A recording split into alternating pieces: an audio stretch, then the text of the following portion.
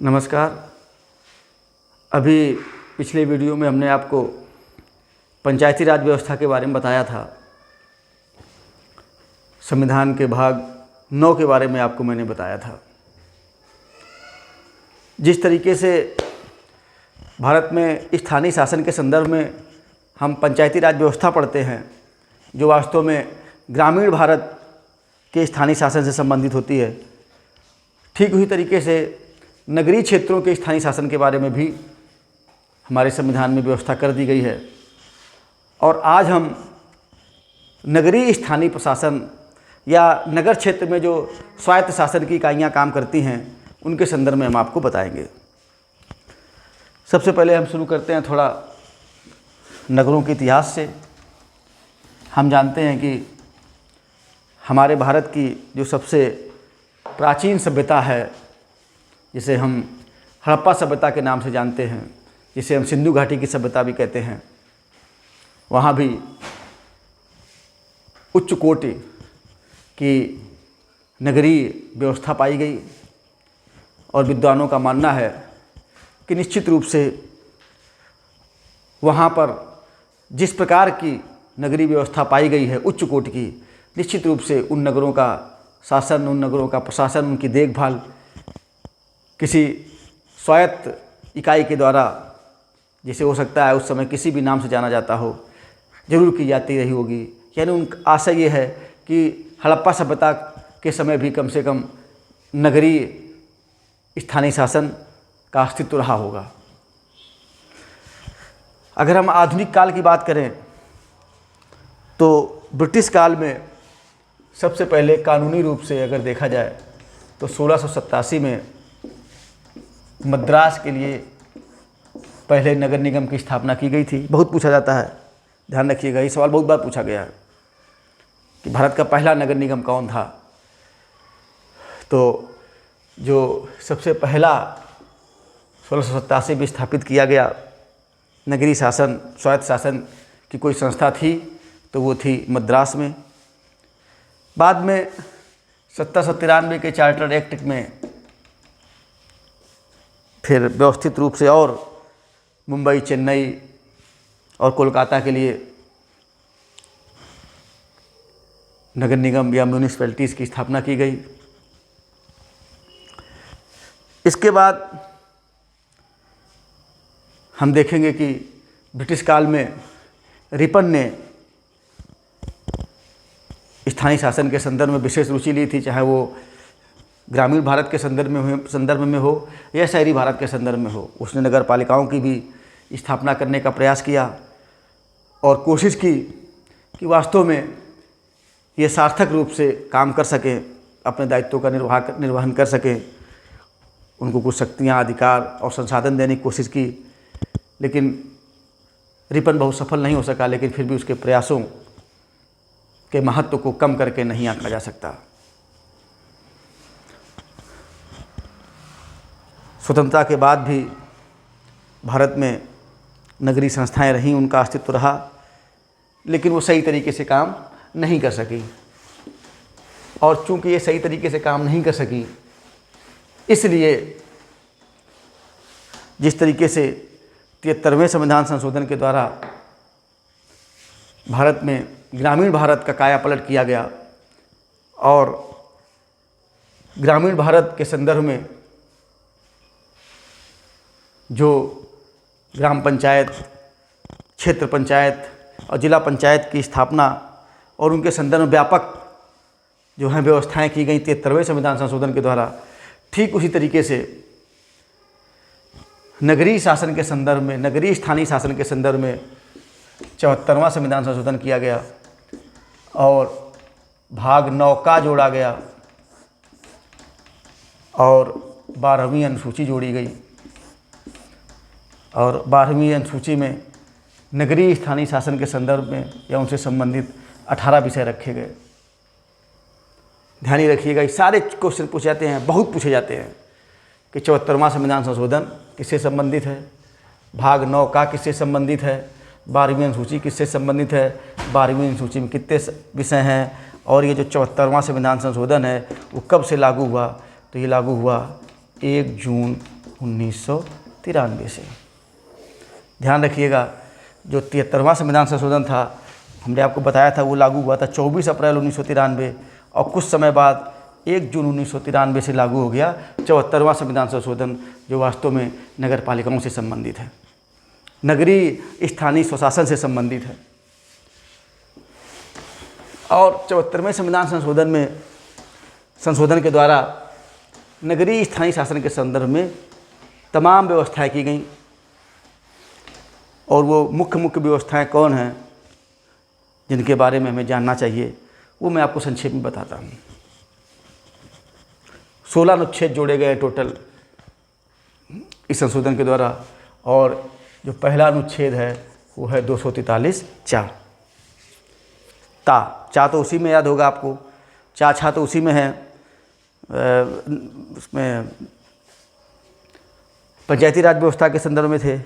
जो सबसे पहला जो 16 अनुच्छेद है, जिसमें सबसे पहला अनुच्छेद है वो है 243 यानी आप देखेंगे 243 कहाँ बने, 243 पंचायती राज व्यवस्था के संदर्भ में भी लगा है और 243 इसमें भी लगा है। तो यहाँ नगरीय स्थानीय स्वशासन के संदर्भ में जो सबसे पहला अनुच्छेद है वो है 243 और इसमें कुछ परिभाषाएं दी गई हैं। आपने देखा था जब हम आपको पंचायती राज व्यवस्था पढ़ा रहे थे तो उसका भी जो पहला अनुच्छेद था उसमें भी कुछ चीज़ों को परिभाषित किया गया था। ठीक उसी तरीके से यहाँ भी सबसे पहले कुछ चीज़ों को परिभाषित किया गया है। हम सब चीज़ें आपको नहीं बताएंगे, जो आपके मतलब की चीज़ें हैं वही बताएंगे। इसमें परिभाषित किया गया है सबसे पहले महानगर को, कि महानगर क्या होगा, हम महानगर किसे कहेंगे, महानगर हम मेट्रोपॉलिटन सिटी किसे कहेंगे हम। तो उसमें लिखा है कि महानगर से आशय ऐसे क्षेत्र से होगा जिसकी जनसंख्या 10 लाख या उससे अधिक होगी और ऐसे क्षेत्र में 2 या अधिक नगर पालिकाएं या पंचायतें या अन्य संलग्न क्षेत्र शामिल होंगे। और इसे घोषित करने का अधिकार किसे होगा, राज्यपाल को होगा। राज्यपाल को ही अधिकार होगा कि वो इस प्रयोजन के लिए किसी भी क्षेत्र को महानगर घोषित कर दे। लेकिन हमने आपको बताया कि महानगर उसी को घोषित किया जाएगा, ऐसे क्षेत्र को घोषित किया जाएगा। महानगर से आशय उस क्षेत्र से होगा जिसकी जनसंख्या 10 लाख या उससे अधिक होगी और ऐसे क्षेत्र में 2 या अधिक नगर पालिकाएं होंगी या पंचायतें होंगी या अन्य संलग्न क्षेत्र शामिल होंगी। तो इस तरीके से महानगर कौन होगा, महानगर किसे कहा जा सकता है, ये बताया गया। इसके बाद आता है 243 के बाद आएगा 243 था।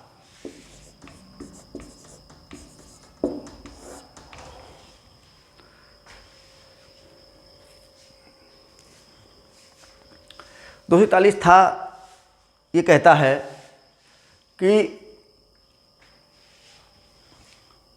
वास्तव में प्रत्येक राज्य में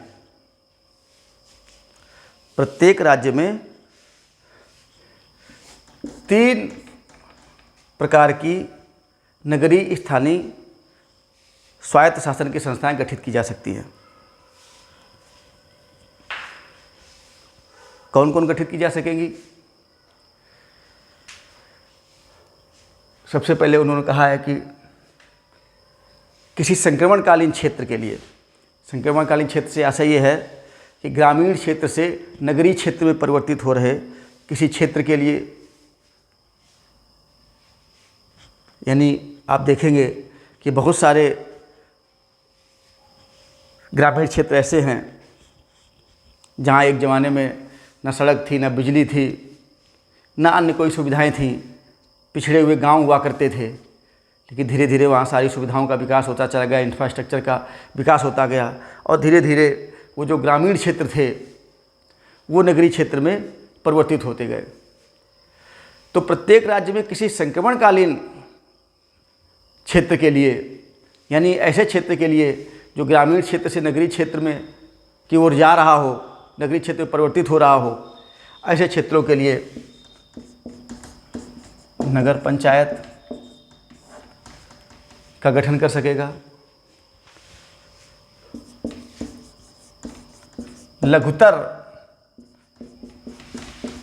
लघुतर नगरीय क्षेत्र के लिए नगर पालिका परिषद का गठन कर सकेगा और बृहत्तर नगरीय क्षेत्र के लिए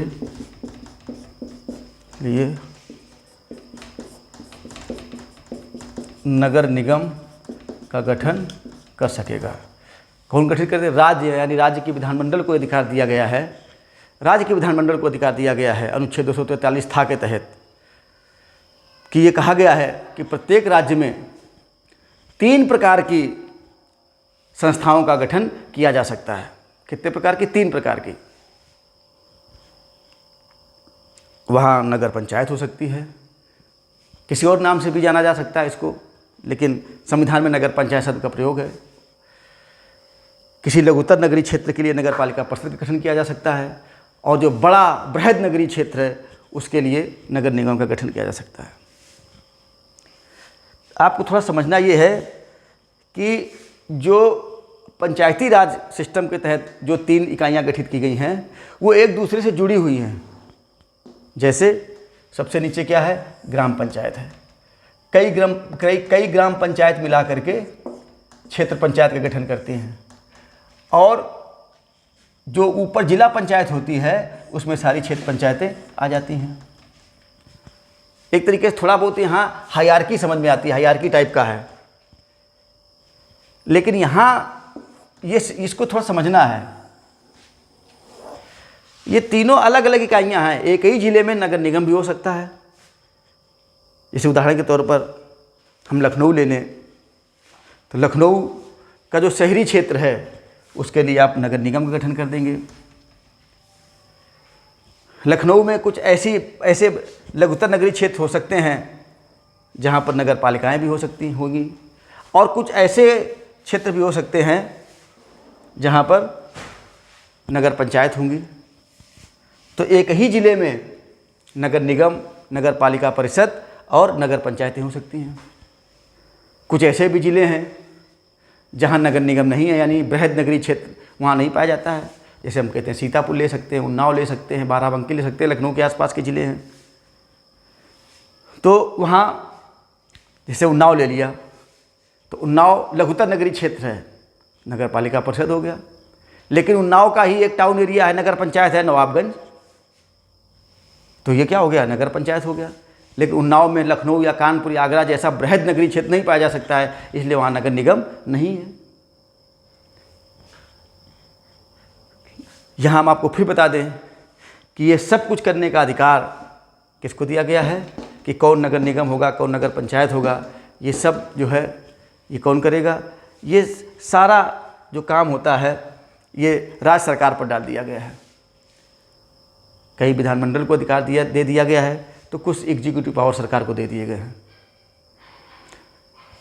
तो ये हमने आपको बताया 243 था। अब हम थोड़ा सा फिर हल्का सा चलते हैं 243 ता में, जो सबसे पहले बताया था, जिसमें हमने कहा था कि परिभाषाएं दी गई हैं। तो एक तो परिभाषा हमने बताई थी कि ये दिया गया कि महानगर क्या होगा, और इसके बाद उसी में बताया गया कि नगर पालिकाएँ क्या होगी। तो हमने जानबूझ के नहीं बताया था क्योंकि हमने पहले बताया था कि पहले हम ये समझा दें आपको 243 था। तो ये इसमें कहा गया कि नगर पालिका क्या होगी, नगर पालिका को कैसे परिभाषित किया गया है। तो नगर पालिका के संदर्भ में वही कहा गया है कि नगर पालिका से आशय अनुच्छेद 243 था के अधीन गठित कोई भी नगर पालिका होगी। ठीक, ये नहीं अगर आपसे कोई पूछ दे कि नगर पालिका से आप क्या समझते हैं, नगर पालिका क्या होती है, तो आप ये कहोगे कि भारत के संविधान के अनुच्छेद 243 था के अधीन गठित कोई भी जो है वो नगर पालिका, चाहे वो नगर पंचायत हो, चाहे वो नगर पालिका परिषद हो, चाहे वो नगर निगम हो, उसी को हम क्या कहेंगे? नगर पालिका कहेंगे। तो नगर पालिका से आशय क्या है, इसको परिभाषित किया गया है 243 में, और कहा गया है कि नगर पालिका से आशय 243 के अधीन गठित किए जाने वाली स्वायत्त शासन की इकाई से है। तो स्वायत्त तो 243 था। फिर एक आपको बता दो बिल्कुल सरलतम शब्दों में कि नगर पालिका किसे कहते हैं, तो आप कहोगे 243 था के अधीन गठित स्वायत्त शासन की इकाई। सरलता बिल्कुल टकसाली शब्दों में क्या कहोगे कि अनुच्छेद 243 था के अधीन गठित स्वायत्त शासन की इकाई। और स्वायत्त शासन की इकाई कौन है जो 243 था के अधीन गठित की जाती हैं? नगर पालिका, नगर पंचायत, नगर पालिका परिषद और नगर निगम। तो इस तरीके से आपका ये 243 था हो गया।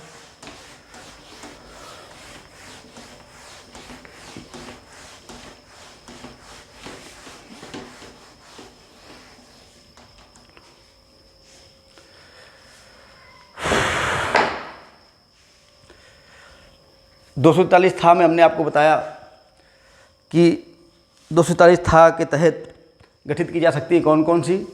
नगर पंचायत गठित की जा सकती है, नगर पालिका परिषद, और गठित किया जा सकता है नगर निगम। एक चीज़ मैं आपको और बता दूं, यहीं पर 243 था में ही ये भी बताया गया है कि जो संक्रमणकालीन क्षेत्र है या लघुतर नगरीय क्षेत्र है या बृहत्तर नगरीय क्षेत्र है, तो ये जो क्षेत्र हैं इन क्षेत्रों से यानी आशय क्या है, यानी संक्रमणकालीन क्षेत्र से आशय, लघुतर नगरीय क्षेत्र से आशय या बृहद नगरीय क्षेत्र से आशय क्या है? तो आशय ये है कि जिसे भी उस प्रदेश का राज्यपाल जनसंख्या घनत्व, स्थानीय स्तर पर प्राप्त होने वाले राजस्व, कृषि से भिन्न जो व्यवसाय होते हैं उन व्यवसायों में संलग्न जनसंख्या का प्रतिशत, आर्थिक स्थिति या अन्य बातों के आधार पर राज्यपाल घोषित कर दे। फिर एक बार बता दूं कि जनसंख्या घनत्व यानी जनसंख्या की सघनता, स्थानीय स्तर पर प्राप्त होने वाले राजस्व, कृषि से भिन्न क्षेत्रों में लगे हुए लोगों के प्रतिशतता, आर्थिक महत्व या अन्य बातों के आधार पर जिस क्षेत्र को राज्यपाल नगर पंचायत यानी संक्रमणकालीन क्षेत्र, लघुतर नगरीय क्षेत्र या बृहद नगरीय क्षेत्र घोषित कर दे, वही जो है वो संक्रमणकालीन क्षेत्र, लघुतर नगरीय क्षेत्र या बृहद नगरीय क्षेत्र माना जाएगा। तो वास्तव में आप देखेंगे कि घोषित करने का अधिकार किसको दिया गया है? गवर्नर को दिया गया है।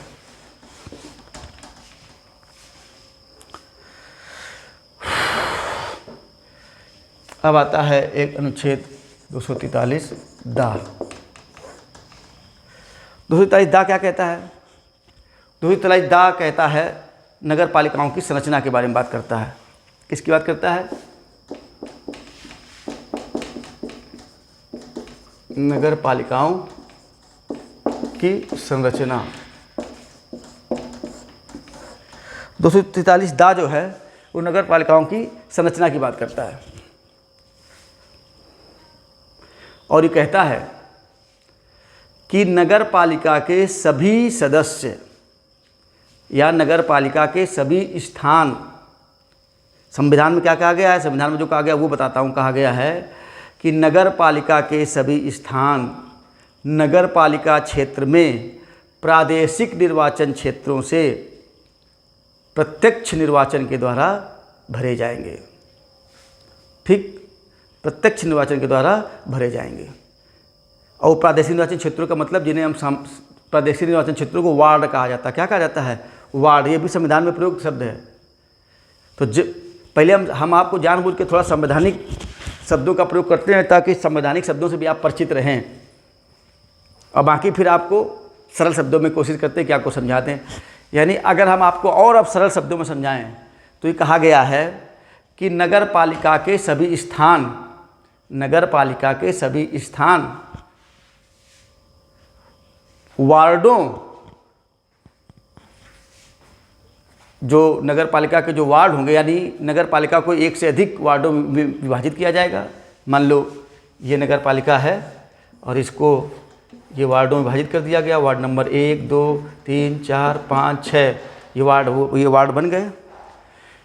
तो यहाँ पर वार्ड से हर एक वार्ड से एक सदस्य आएगा और इन प्रत्येक सदस्य का निर्वाचन इस वार्ड के जनसंख्या के द्वारा प्रत्यक्ष रूप से किया जाएगा।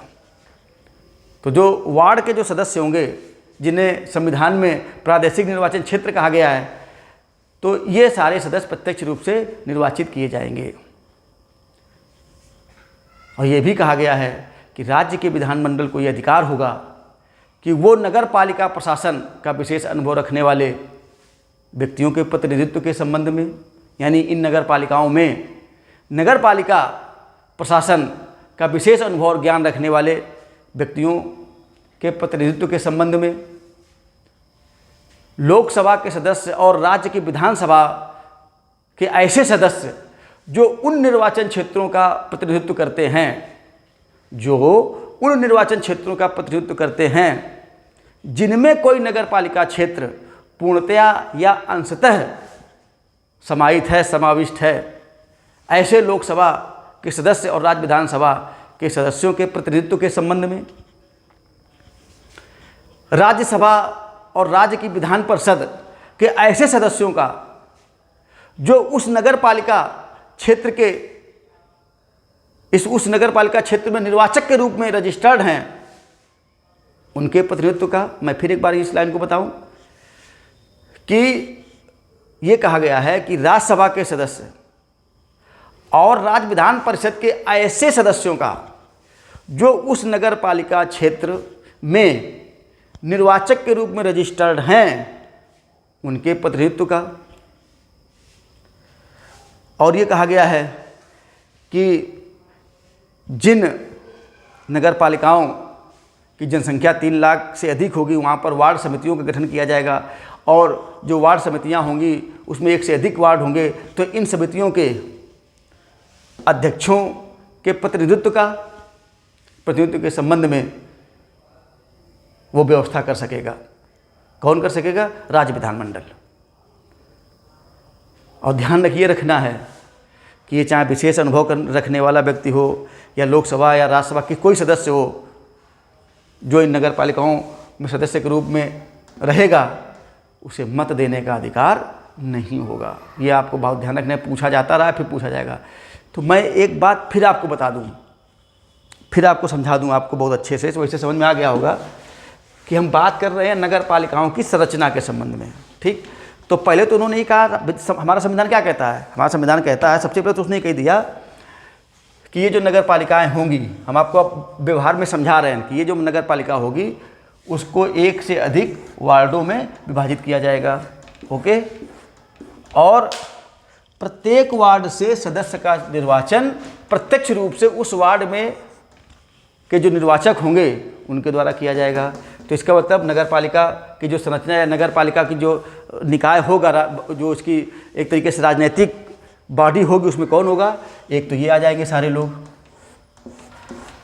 मान लो 20 वार्ड हैं तो 20 तो ये हो गए, 20 सदस्य हो गए। ठीक, इसके अलावा राज्य विधानमंडल को अधिकार दिया गया है कि वो चाहे तो, उसको अधिकार दिया गया है कि नगर पालिका प्रशासन का विशेष अनुभव और ज्ञान रखने वाले कुछ व्यक्तियों को भी इसमें शामिल कर सकता है। उनको प्रतिनिधित्व देने के संबंध में कानून बना सकता है, यानी कानून बनाकर इनको प्रतिनिधित्व देने की व्यवस्था कर सकता है, प्रावधान कर सकता है। लोकसभा और राज्य विधानसभा के ऐसे सदस्यों को भी प्रतिनिधित्व दे सकता है। कैसे सदस्यों को प्रतिनिधित्व दे सकता है कि हमने आपको बताया था कि दे सकता है कि जो उन निर्वाचन क्षेत्रों का प्रतिनिधित्व करते हैं जिनमें कोई नगर पालिका क्षेत्र पूर्णतया या अंशतः समाहित है, उनको दे सकता है। और किसको दे सकता है? और किनको इसमें शामिल करने की व्यवस्था कर सकता है? राज्यसभा और राज्य विधान परिषद के ऐसे सदस्यों को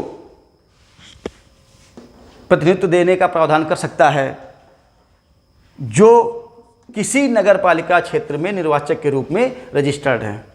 मान लो आप राज्यसभा के सदस्य हैं या राज्य विधान परिषद के सदस्य हैं और आप लखनऊ के मोहनलालगंज जो नगरी इकाई है उसमें आप निर्वाचक के रूप में रजिस्टर्ड हैं, या लखनऊ नगर निगम में आप निर्वाचक के रूप में रजिस्टर्ड हैं, तो लखनऊ नगर निगम की जो लखनऊ नगर निगम की जो निकाय होगा, जो राजनीतिक निकाय होगा, उसमें जो है आपको सदस्य के रूप में जो है रखा जाएगा। लेकिन रखा जाएगा कि नहीं रखा जाएगा, ये सारा व्यवस्था करने का अधिकार संविधान ने दे दिया है किसको? राज्य की विधानमंडल को। जैसे अब उत्तर प्रदेश को लें तो उत्तर प्रदेश ने ऐसा किया है, रखा है। जो यहाँ कहा गया है लोकसभा, विधानसभा, राज्यसभा और विधान परिषद के सदस्यों के बारे में, एज इट इज जो है व्यवस्था उत्तर प्रदेश ने की हुई है। बाद में इसी 243 दा में ही, जिसमें नगर पालिकाओं की संरचना के संबंध में बताया गया है, इसी में यह भी कह दिया गया है कि नगर पालिका के अध्यक्ष का निर्वाचन उस रीत से किया जाएगा जैसा राज्य का विधानमंडल सुनिश्चित करे। यानी नगर पालिकाओं के अध्यक्षों, अब आप देखिएगा, गड़बड़ मत करिएगा, कि नगर पालिका के जो सदस्य होंगे, चाहे वो टाउन एरिया हो, छोटी वाली नगर पंचायत हो, चाहे नगर पालिका परिषद हो, चाहे नगर निगम हो, इनको वार्डों में विभाजित किया जाएगा। प्रत्येक वार्ड से एक एक सदस्य आएगा और वो सदस्य भारत की जनता के द्वारा, यानी उस वार्ड के जो निर्वाचक के रूप में रजिस्ट्रीकृत मतदाता होंगे, उनके द्वारा प्रत्यक्ष रूप से चुने जाएंगे। यानी यहाँ सीधे व्यवस्था कर दी गई है, राज्य विधानमंडल के ऊपर नहीं छोड़ा गया है, ठीक। लेकिन जो नगर पालिकाएँ होंगी, और जब नगर पालिका शब्द प्रयोग करते हैं तो उसमें तीनों आ जाती हैं, नगर पंचायत भी, नगर पालिका परिषद भी और नगर निगम भी। उनके अध्यक्षों के संबंध में, उनके चुनाव के संबंध में राज्य विधानमंडल पर छोड़ दिया गया और कहा गया कि उस रीत से होगा जो रीति राज्य विधानमंडल के द्वारा सुनिश्चित की जाए। अलग अलग राज्यों ने अलग अलग व्यवस्थाएं कर रखी हैं। हम उत्तर प्रदेश के बारे में बताएंगे कि उत्तर प्रदेश में ये व्यवस्था कर दी गई है कानून बना करके कि तीनों प्रकार की नगर पालिकाओं, कभी कभी ये भी आ जाएगा कि भारत में या उत्तर प्रदेश में कितने प्रकार की जो है वो नगरीय स्वायत्त शासन की इकाइयाँ पाई जाती हैं, तो 3 प्रकार की, ठीक। संक्रमणकालीन क्षेत्र के लिए नगर पंचायत, लघुतर नगरीय क्षेत्र के लिए नगर पालिका परिषद और बृहद नगरीय क्षेत्र के लिए नगर निगम। तो 3 प्रकार की जो है वो नगरीय स्वायत्त शासन की इकाइयाँ पाई जाती भारत में और हमारे प्रदेश में। और तीनों प्रकार की जो ये नगरीय स्थानीय शासन की इकाइयाँ हैं, इन तीनों प्रकार के अध्यक्षों के चुनाव के संबंध में उत्तर प्रदेश ने जो व्यवस्था की वो ये है कि इनका चुनाव प्रत्यक्ष किया जाएगा।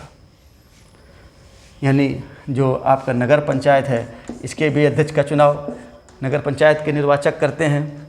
जो नगर पालिका परिषद है, उसके भी अध्यक्ष का चुनाव नगर पालिका परिषद के निर्वाचक करते हैं। और जो नगर निगम है, इसके भी अध्यक्ष का चुनाव, जिसे मेयर कहते हैं, इसका भी चुनाव प्रत्यक्ष रूप से उस नगर निगम क्षेत्र में निर्वाचक के रूप में रजिस्टर्ड मतदाता करते हैं।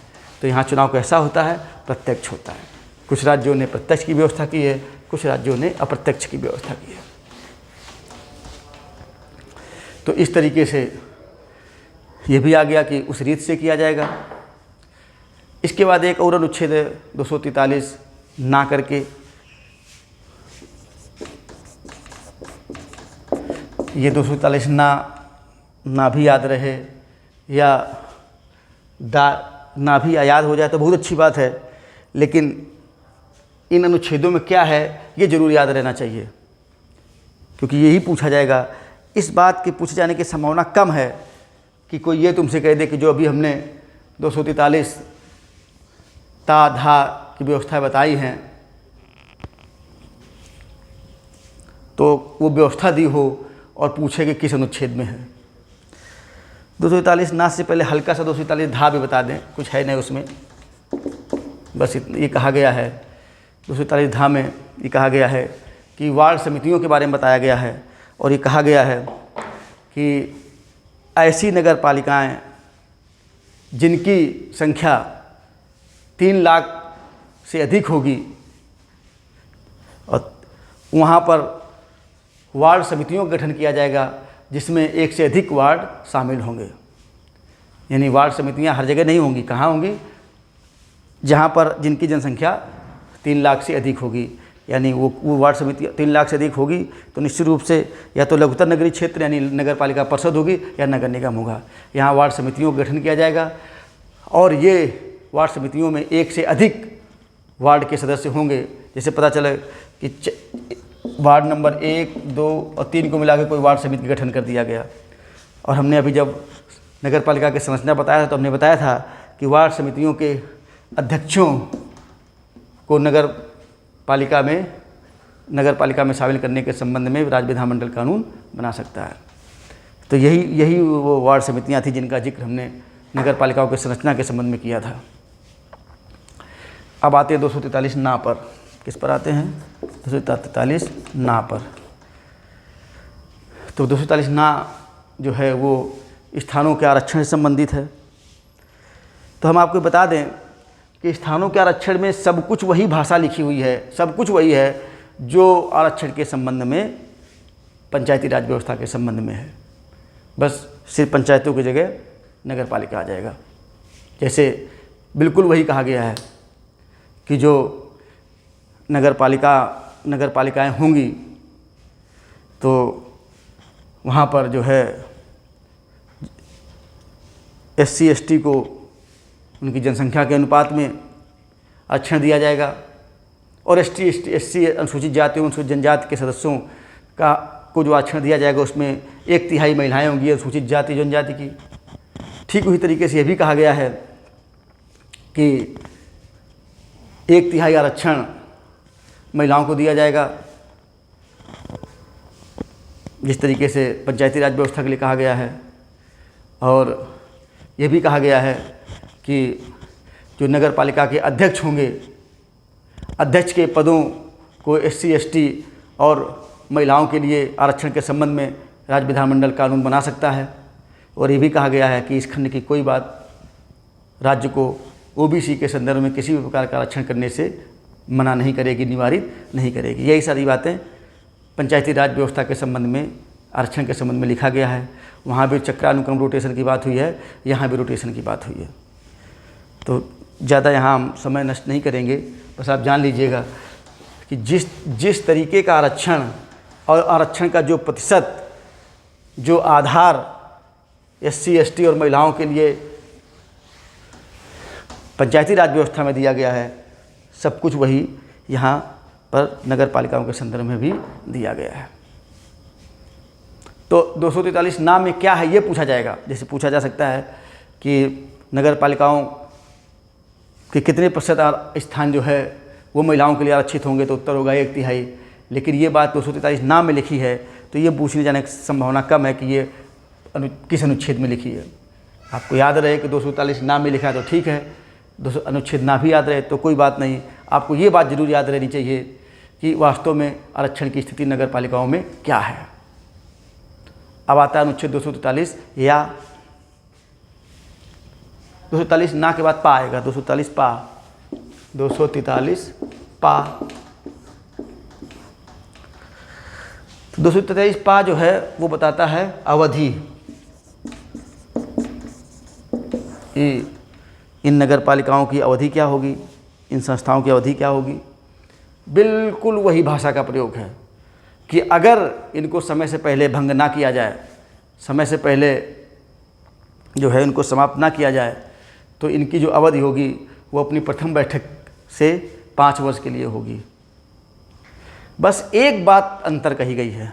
क्या कहा गया? वो ये कहा गया है कि अगर इनको समय से पहले किसी भी कारण से भंग किया जाता है, समाप्त किया जाता है, तो इनको भी सुनवाई का पर्याप्त अवसर दिया जाएगा, सुनवाई का उचित अवसर दिया जाएगा। ये सुनवाई के उचित अवसर की बात पंचायती राज के संबंध में नहीं दी गई है। बस वहाँ ही कहा गया है कि अगर वो अपने उद्देश्यों के अनुसार काम नहीं करेंगी, संविधान के प्रावधानों के अनुसार काम नहीं करेंगी, तो उनको भंग कर दिया जाएगा। लेकिन ये नहीं कहा गया कि उनको सुनवाई का उचित अवसर प्रदान किया जाएगा। यहाँ क्या कहा गया है कि भंग तो किया जा सकता है समय से पूर्व, लेकिन ऐसा करने से पहले उन्हें भी सुनवाई का उचित अवसर प्रदान किया जाएगा। ये बात महत्वपूर्ण है और आपको ध्यान रखनी है।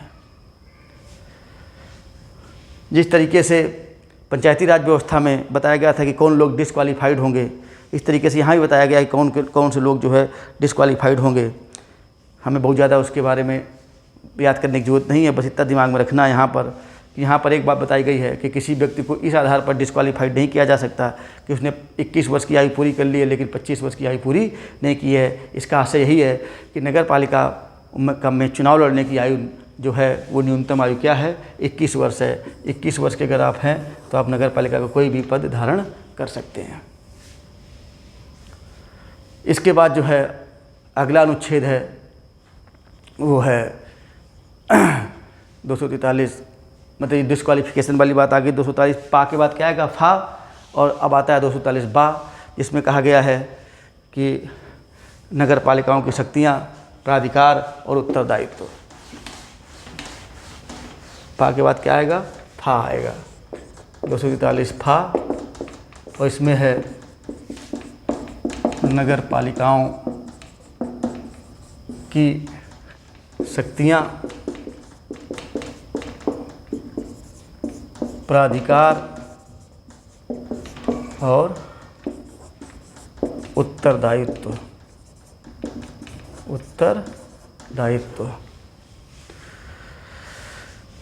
तो बिल्कुल वही लिखा है जिस तरीके से पंचायती राज व्यवस्था में बताया गया था। क्या बताया गया था, जो वहाँ बताया गया था वही इनके लिए कहा गया है कि इनको जो है नगर पालिकाओं को भी आर्थिक विकास एवं सामाजिक न्याय की योजनाएं बनाने और उनको कार्यान्वित करने का अधिकार होगा। और लिखा है कि ऐसे कर्तव्यों का पालन करना और ऐसी स्कीमें बनाना और उनको कार्यान्वित करना जो उन्हें सौंपी जाएं, जिनमें वो स्कीमें भी शामिल होंगी जो 12वीं अनुसूची में दी गई हैं। यानी फिर वही बात, सेम बिल्कुल बात कही दी गई है। आप समझ लीजिए, सिर्फ जो है वो आ जाएगा क्या कि जो है वो पंचायती राज व्यवस्था की जगह, पंचायतों की जगह नगर पालिकाएँ आ जाएंगी और 11वीं अनुसूची की जगह 12वीं अनुसूची में आ जाएगी। यानी ऐसे कर्तव्यों का पालन करना और ऐसी स्कीमें बनाना और कार्यान्वित करना जो उन्हें सौंपी जाएं, और ये सौंपी जाने वाली स्कीमों में वो स्कीमें भी हो सकती हैं जो 12वीं अनुसूची में दिए गए विषयों से संबंधित हों। इन सबको कार्यान्वित करना इनका क्या होगा, दायित्व होगा।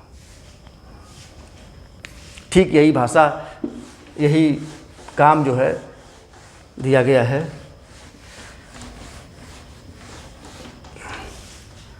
पंचायती राज व्यवस्था में पंचायतों को। और वहाँ 11वीं सूची में 29 विषय भी पूछे जाते हैं, और यहाँ 12वीं सूची में 18 विषय हैं। बहुत याद रख लीजिए, 18 विषय 18 विषय 18 विषय ये पूछे जाएंगे। तो इन 18 विषयों पर भी राज्य विधानमंडल को अधिकार दिया गया है कि ये 18 विषयों के सभी 18 विषयों में, या अगर उसको लगता है कुछ 18 विषय 2 उसके सीट सही नहीं लगते हैं, 16 लगते हैं, 10 लगते हैं, तो इन 18 विषयों में से किन्हीं विषयों पर स्कीमें बनाने और उनको कार्यान्वित करने का दायित्व जो है वो सौंप सकती है राज्य विधानमंडल किसको, नगर पालिकाओं को। इसके बाद अनुच्छेद आता है 243 भा, 243 भा।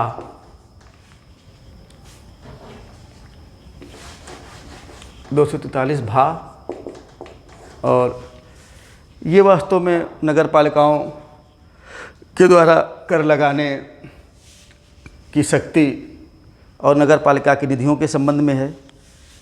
और ये कहता है कि नगर पालिकाओं को जो है वो स्थानीय स्तर पर कुछ कर, शुल्क, पथ कर और फीसें आदि को लगाने का, उन्हें संग्रहित करने का और उन्हें विनियोजित करने का अधिकार होगा। और यही अनुच्छेद बताता है कि राज्य की संचित निधि से नगर पालिकाओं को अनुदान देने की व्यवस्था राज्य का विधानमंडल कर सकेगा, ये बताता है। अगला अनुच्छेद है 243 माँ, जो कहता है कि वित्त आयोग के संबंध में बात करता है, तो जिस तरीके से पंचायती राज व्यवस्था के संबंध में वित्त आयोग की बात की गई थी, वहाँ जो ही सब यहाँ भी है, नियुक्ति कौन करेगा, उसके क्या कार्य होंगे, बस वहाँ पंचायतों की जगह यहाँ नगर पालिकाएँ आ जाएंगी। सब कुछ वही रहेगा, सब कुछ वही रहेगा। और अगला जो एक और महत्वपूर्ण जो बात बचती है, वो बचती है इनके निर्वाचन के संबंध में। नगर पालिकाओं के निर्वाचन के संदर्भ में 243 या का ये अनुच्छेद है, ये अनुच्छेद नहीं पूछा जाएगा। बस आपको मैं बता देता हूँ, खाली बस इस अनुच्छेद में क्या है वो पूछा जा सकता है। और वो ये कि जिस तरीके से हमने आपको बताया था कि पंचायती राज संस्थाओं के निर्वाचन के संबंध में निर्वाचन आयोग का गठन किया जाएगा, तो याद रखिए वही निर्वाचन आयोग इन नगरीय स्थानीय स्वशासन की इकाइयों यानी नगर पंचायत, नगर पालिका परिषद और नगर निगम के चुनाव के अधीक्षण, पर्यवेक्षण यानी सुपरविज़न हो। जो काम वहाँ पंचायतों के संदर्भ में उसको करना था, वही काम यहाँ नगर पालिकाओं के संबंध में करना। आयोग वही है, तो उसकी शक्तियाँ, उसका कार्य, उसका स्टेटस वही, चूँकि वही आयोग है तो उस आयोग के बारे में दोबारा पढ़ाने की ज़रूरत नहीं है। तो वही आयोग यानी एक ही आयोग है, राज्य निर्वाचन आयोग, जिसके इसी निर्वाचन आयोग के दोनों काम हैं कि वो पंचायती राज संस्थाओं को चुनाव कराए और नगर पालिकाओं को चुनाव कराए। तो इस तरीके से ये अनुच्छेद हो गया। एक और अनुच्छेद है, संक्षेप में यही मैं बता देता हूँ, और एक आध बार कभी कभी पूछ सकते हैं, मेंस में पूछ सकते हैं। जो जिला योजना एक अनुच्छेद है 243 या घा, ये बात करता है जिला योजना समिति की, जिला योजना समिति की बात करता है। और जो जिला योजना समिति है वो ये कहता है, ये अनुच्छेद या भारत का संविधान ये कहता है कि प्रत्येक ज़िले में जिला स्तर पर पंचायतों, प्रत्येक ज़िले में जिला स्तर पर पंचायतों एवं नगर पालिकाओं द्वारा तैयार की गई योजनाओं को समेकित करने के लिए जिला स्तर पर एक जिला योजना समिति होगी, और जिसके अध्यक्ष के माध्यम से बनाई गई योजनाएं राज्य सरकार को प्रेषित की जाएंगी। और ये भी कहा गया है कि ये जो जिला योजना समिति होगी, इसके 4/5 सदस्य जो हैं, कितने सदस्य, 4/5 सदस्य जो हैं वो पंचायत एवं नगर पालिकाओं के द्वारा अपने सदस्यों में से चुने जाएंगे। ठीक, किसके, जिला योजना समिति के। तो एक तरीके से ये जिला योजना समिति हो गई। इसी तरीके से महानगर योजना समिति की बात भी इसमें कही गई है कि महानगर के संबंध में योजनाएं बनाने के लिए एक महानगर योजना समिति का गठन किया जाएगा, और इसके 2/3 सदस्य नगर पालिकाओं के निर्वाचित सदस्यों एवं पंचायत के अध्यक्षों के द्वारा अपने आप से किए जाएंगे। कितने सदस्य, महानगर योजना समिति जो होगी उसके 2/3 सदस्य जो हैं वो नगर पालिका के जो सदस्य होंगे उनके द्वारा, और जो पंचायतें होंगी उनके जो अध्यक्ष होंगे। वहाँ देखिएगा जिला योजना समिति में पंचायत के अध्यक्षों की बात नहीं कही गई है, पंचायत के सदस्यों की बात की गई है, और यहाँ पंचायत के अध्यक्षों की बात की गई है। तो यहाँ पंचायत के अध्यक्षों में के द्वारा अपने में से किए जाएंगे कितने, 2/3 सदस्य। ठीक, बाकी चाहे वो जिला योजना समिति हो और चाहे वो महानगर योजना समिति हो, बाकी इसमें कौन होगा, कौन नहीं होगा, कौन इसका अध्यक्ष होगा, क्या इसकी संरचना होगी, और बाकी चीज़ों के संबंध में कानून बना करके कुछ भी करने का अधिकार किसको दे दिया गया है, राज्य की विधानमंडल को दे दिया गया है। तो इस तरीके से आप देखेंगे कि ज़िले के समग्र विकास के संबंध में विभिन्न स्तरों पर बनने वाली योजनाओं को समेकित करने और उनके बीच में कोऑर्डिनेट करने के लिए, ताकि ज़िले का समुचित विकास हो सके, ज़िले स्तर पर जिला योजना समिति के निर्माण की व्यवस्था की गई है। बहुत सारी चीज़ें संविधान ने बता दी गई हैं और बाकी चीज़ें विधानमंडल पर छोड़ दी गई हैं। राज्यों ने अपनी अपनी आवश्यकता के अनुसार, अपने राज्य के पर्यावरण के अनुसार अलग अलग व्यवस्थाएं कर रखी हैं। हम संक्षेप में 1 मिनट में यूपी के बारे में बताएंगे, जो प्री मेन इंटरव्यू कभी भी आपसे पूछा जा सकता है कि इस संबंध में उत्तर प्रदेश में 1999 में नियमावली बनाई गई, अधिनियम बनाया गया। बाद में 2007 में उसमें संशोधन किया गया। तो जो पहले बनाया गया और जो संशोधन किया गया, संशोधन के बाद 2-3 बातें आपको ध्यान में रखनी हैं कि जिला योजना समिति में जो सदस्य होंगे वो 40 से अधिक नहीं होंगे। पहले जो शुरू में व्यवस्था बनाई गई तो उसमें ये कहा गया था कि न्यूनतम 20 और अधिकतम 40 होंगे, लेकिन अब न्यूनतम की संख्या समाप्त कर दी गई। ध्यान रखिएगा। तो अब संख्या जिला योजना समिति के सदस्य कितने होंगे, तो सिर्फ आपको इतना याद रखना है कि उत्तर प्रदेश में व्यवस्था ये है कि जिला योजना समिति में सदस्यों की अधिकतम संख्या कितनी होगी, 40 होगी। न्यूनतम कुछ भी हो सकती है, 5, 10, 15, 20, 25, 30 कुछ भी हो सकती है। और फिर वो जितने सदस्य निर्धारित किए जाएंगे जिला योजना समिति में, तो उनमें जैसा कि हमने बताया कि कुछ तो संविधान ने कह दिया है कि जो 4/5 सदस्य होंगे, मतलब किसी में ये कह दिया गया, सपोज कर लो कहा गया कि 35 सदस्य होंगे। कितने? 35। तो 35 का 4/5 यानी 7 बचे और 5 को 20, यानी 20 सदस्य कहाँ से आएंगे? 20 सदस्य तो आ जाएंगे कहाँ से? नगर पंचायतों से। और नगर पालिका परिषद के जो सदस्य होंगे वो अपने में से ही चुन लेंगे। कितने? 20। अब बचे कितने? 15। 15 सदस्यों के संबंध में विधानमंडल बताएगा कि वो कहाँ से आएंगे, कैसे आएंगे। तो जैसे उत्तर प्रदेश ने अपनी कुछ व्यवस्थाएं कर रखी हैं कि 1/5 शेष का 1/5 यहाँ से आएंगे, वहाँ से आएंगे। उन सबको आपको बहुत ज़्यादा याद करने की ज़रूरत नहीं है। बस एक चीज़ आपको याद रखनी है, बस ये इसको आपको याद रखना है, ताकि विकल्प आएगा तो ज़रूर ये दिया रहेगा कि जैसे जिला योजना समिति का अध्यक्ष कौन होगा। तो उत्तर प्रदेश में जो जिला योजना समिति का अध्यक्ष होगा वो सरकार द्वारा नाम निर्दिष्ट राज्य का एक मंत्री होगा। कौन होगा? मंत्री होगा। यानी उत्तर प्रदेश में जिला योजना समिति बनती, प्रत्येक जिला योजना की समिति का अध्यक्ष जो है वो राज्य सरकार द्वारा नाम निर्दिष्ट किया गया एक मंत्री होता है। कौन होता है? मंत्री होता है। जिले का सीडीओ जो है वो सचिव होता है। डीएम भी उसका पदेन सदस्य होता है। एक चीज़ आपको बहुत ध्यान रखनी है, ये कहा गया था शुरू में कि जिला योजना समिति में जो मुख्यालय स्तर पर जिला मुख्यालय स्तर पर जो नगर पालिका परिषद या नगर निगम होगा, तो उस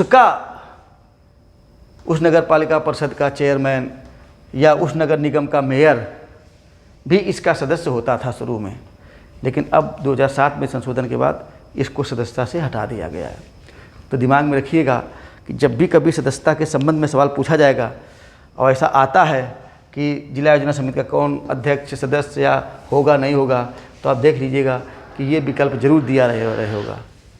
तो आपको याद रखना है कि मुख्यालय स्तर पर जो भी नगरीय स्वशासन की इकाई है, तो मुख्यालय स्तर पर आप जान लीजिए कि या तो नगर पालिका होगी या नगर निगम होगा। तो उसका जो प्रमुख होता था पहले, वो सदस्य होता था जिला योजना समिति का, लेकिन उसको जिला योजना समिति से हटा दिया गया है। तो इस तरीके से ये जिला योजना समिति भी काफ़ी महत्वपूर्ण है। ये प्री मेंस इंटरव्यू सब के लिए आवश्यक थी, ये हमने आपको बता दिया। इस वीडियो में इतना ही। इसको आप थोड़ा ध्यान से पढ़िएगा, क्योंकि इसमें कुछ कॉम्प्लिकेटेड वर्ड्स हैं जो आपको शुरू में हो सकता है कठिन लगेंगे, लेकिन जब आप पढ़ें तो काफ़ी पेन लेके बैठें, जो हमने बोला है उसको लिख लें और फिर समझें, समझ में आ जाएगा। Thank you so much.